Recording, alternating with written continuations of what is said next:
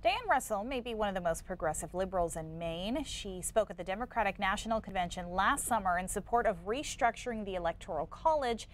Now she wants to be Maine's next governor, and today she is here live answering questions. Thanks for coming in. Thanks for having me. And it was actually the superdelegate system within the Democratic Party. There we go. Okay. It's very exciting. So let's start with your agenda first. Can we assume it will be on sort of the progressive side? Without question, my hope is that we're going to talk about and bring single-payer health care to Maine.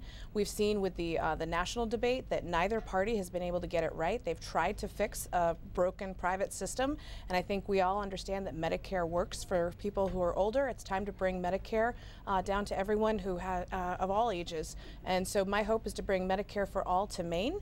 My hope is to continue the work I started years ago on college affordability, to make sure that we're introducing a Maine State Public Bank so that our Treasury, instead of sitting on Wall Street, that it's sitting here on Main Street and putting our money to use right down with our small businesses.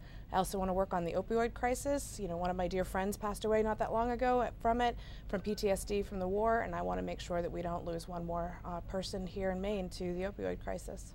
Okay, we'll get to some viewer questions here. John posted on our Facebook page. He says half of your potential constituents are conservative and their viewpoint is being attacked. How are you going to reach out to those voters? You know, it's a great question. I am running as a solid progressive. I don't think there's any question, but you know what? My treasurer is a Republican. There's a whole host of folks who are supporting me. As soon as I announced, I had all over my Facebook page, Republicans for Diane, because they want someone that they can believe in. They may not always agree on everything, and I don't think it's fair to ask that you agree with every single thing on a politician, let alone the person next door.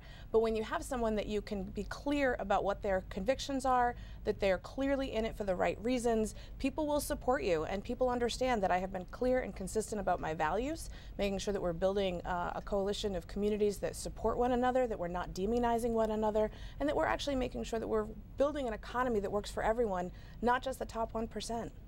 That said, Jeffrey has a number of questions, but we'll tackle the first one. He wants to know if we should lower the employment age. Do you mean for child labor? I'm curious about, I don't know what the question, do you mean the 16 years old? I would think that's what he's asking. Okay, yeah. I just want to make sure that I'm understanding the question. Yeah. So there have been proposals that have been put in to significantly lower the age, and to not just to lower the age, but also to expand the number of hours that students are able to work. You know, one of the reasons we put child labor protections in the first place is because we wanted to make sure that our children got an education.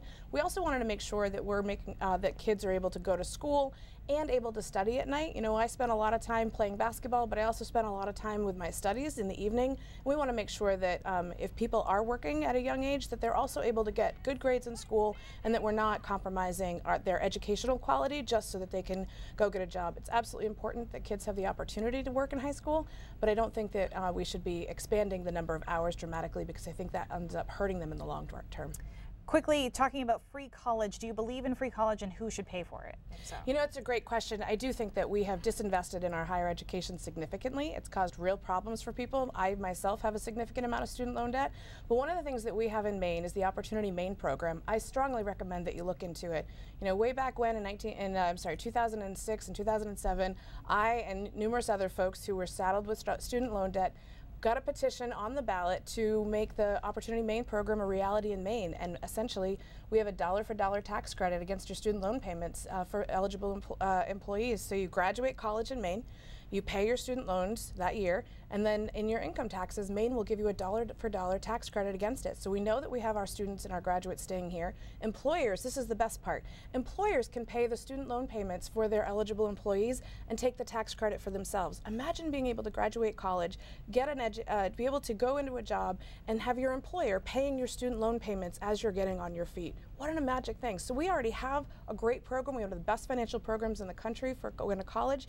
We need to expand it and make sure that more people have access. Okay, Diane Russel running for governor. Thanks so much for joining us, and jump on Facebook Live if you want to ask a few more questions during a commercial break.